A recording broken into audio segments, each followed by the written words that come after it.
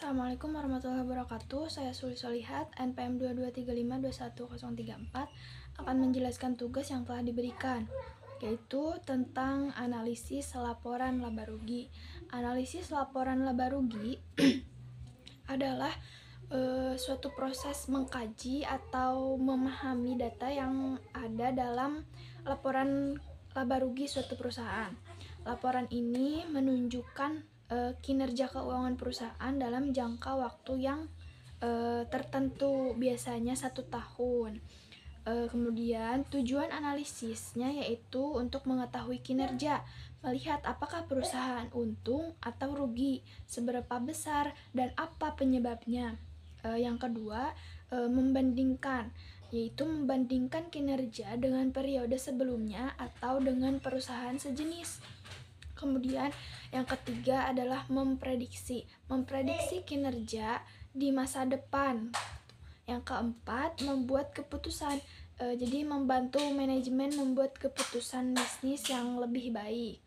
Kemudian ada juga unsur-unsur yang dianalisisnya, yaitu diantaranya yang ke-1, pendapatannya, yaitu jumlah uang yang masuk dari hasil penjualan produk atau jasa. Kemudian yang kedua, bebannya, semua pengeluaran yang terjadi untuk menghasilkan pendapatan.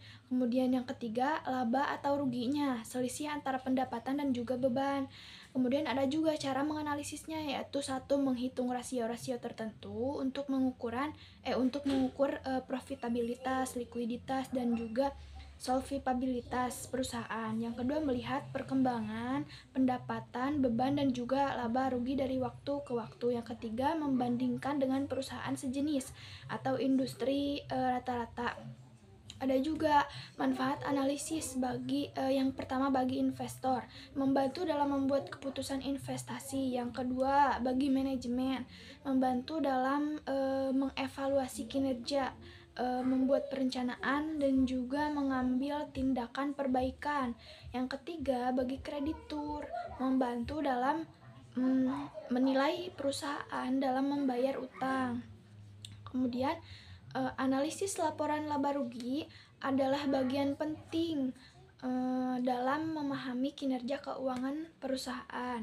Namun untuk mendapatkan gambaran yang lebih lengkap gitu, sebaiknya dikombinasikan dengan analisis laporan keuangan yang lainnya, seperti laporan neraca dan juga laporan arus kas.